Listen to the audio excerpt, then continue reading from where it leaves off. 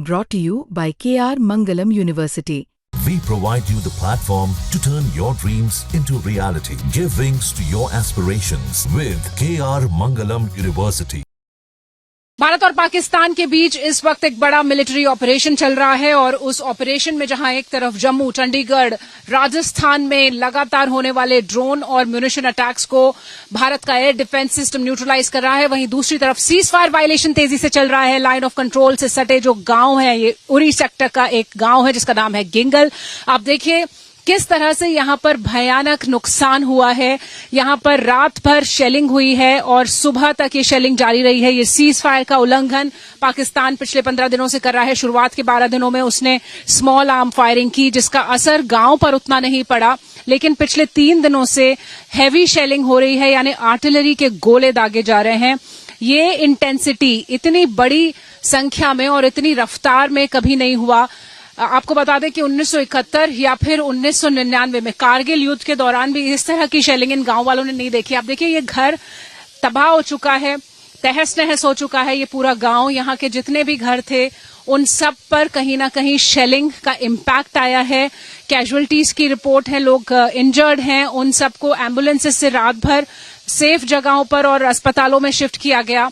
यहाँ के रहने वाले लोगों ने घर खाली कर दिया है, बारामूला जाकर वो लोग शिफ्ट हो रहे हैं। कोई नजदीक के जो इस शेलिंग की रेंज से दूर हैं उन इलाकों में जा रहे हैं, पनाह ले रहे हैं। और भारत और पाकिस्तान के बीच ये जो संघर्ष शुरू हुआ है ऑपरेशन सिंदूर के साथ साथ, वहां पर इन गांव वालों को भरोसा है और तसल्ली है कि पाकिस्तान का आतंक जरूर खत्म होगा, लेकिन जो सीज फायर वायलेशन कर रहा है पाकिस्तान, खासतौर पर जो गांव के लोग हैं जिनका मिलिट्री एस्टैब्लिशमेंट से कोई लेना देना नहीं, वो यहां पर अपने गांव में शांति से रह रहे हैं, उनके ऊपर लगातार आघात कर रहा है पाकिस्तान। और इस बात से यहां के लोगों में बहुत गुस्सा है और वो चाहते हैं कि आर पार की लड़ाई हो और जो आतंकवाद है वो पूरी तरह से खत्म हो। लेकिन यहाँ का जो नुकसान है, यहाँ के जो निशान आपको दिखाई दे रहे हैं इस पूरे तनाव में पाकिस्तान की तरफ से होने वाले सीज फायर वायलेशन के, वो यहाँ पर आपको साफ दिखाई दे रहे हैं। गिंगल गांव में तमाम घरों में नुकसान हुआ है हैवी शेलिंग में उरी सेक्टर के दौरान। ऐसा ही एक घर यहाँ पर आप देख सकते हैं जिसको पूरी तरह से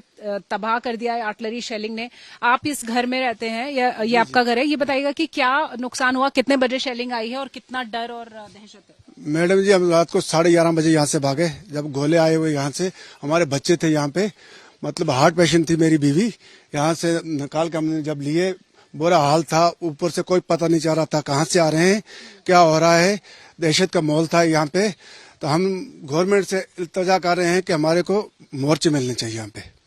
सुबह भी शेलिंग हुई है? सुबह बहुत हुई मैडम। अच्छा। बहुत हुई है। ऐसी शेलिंग पहले आपने देखी? नहीं, ऐसे कभी नहीं देखी हमने। जी जी। सबसे बड़ी बात है मैडम जी, ये लड़ाई दोनों मुल्कों की होती है, पीछा जाता है आम आदमी। उड़ी वालों की क्या गलती है, श्रीनगर वालों की क्या गलती है, या बारामूला वालों की क्या गलती है? हिंदुस्तान और पाकिस्तान का झगड़ा, बीच में अवाम पीस रही है, गरीब अवाम जिनका किसी से कोई लेना देना नहीं है, अपनी रोजी रोटी 2 टाइम की कमाते हैं और ये सोचते हैं कि शाम को सुकून से आराम करेंगे। यहाँ पे सुकून नहीं है, आराम नहीं है। तो गवर्नमेंट को ये कदम 10 दिन पहले उठाना चाहिए था। हम कोई भी कार्रवाई कर रहे हैं उससे पहले हम लोगों का सोचें। हमारी अवाम, हमारी जनता उड़ी में, बारामूला में या करनाल, टंगदार, कपवाड़ा जिस एरिया में बाढ़ एरिया में रह रहे, उनकी सेफ्टी के लिए पहले हमें बंदोबस्त करना चाहिए। उसके बाद सीज फायर का उल्लंघन करना चाहिए, चाहे वो हिंदुस्तान की तरफ से होता है या पाकिस्तान की तरफ से होता है। दोनों की तरफ से कश्मीरी को ही जख्म पहुंचता है। कश्मीरी ये जो दुख है, ये नाराजगी है, ये इसलिए क्योंकि पाकिस्तान लगातार सीज फायर का उल्लंघन कर रहा है और उसका जो दंश है वो झेल रहे हैं यहाँ जो सिविलियंस हैं, जो गांव के लोग हैं, वो यहाँ पर रह रहे हैं। उनके घरों पर इस तरह का गोला आ रहा है और वो घबराए हुए हैं।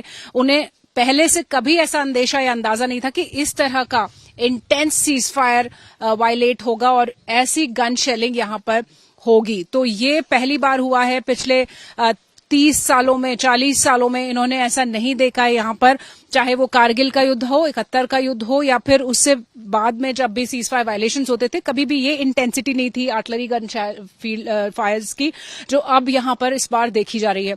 और यहाँ के जो रहने वाले लोग हैं उसमें से ज्यादातर बाहर जा चुके हैं अपनी जान बचाने के लिए, क्योंकि ये जो तनाव है लगातार बढ़ रहा है। पाकिस्तान की तरफ से एस्केलेशन जारी है। पाकिस्तान न सिर्फ म्यूनिशंस दाग रहा है, ड्रोन्स दाग रहा है, बल्कि यहाँ पर सीज फायर वायलेट करा है, जिसका जवाब भारतीय सेना तो दे रही है, लेकिन ये जो गोले यहाँ पर बरस रहे हैं इसका सीधा असर यहाँ रहने वाले लोगों को है और डर और दहशत का माहौल है।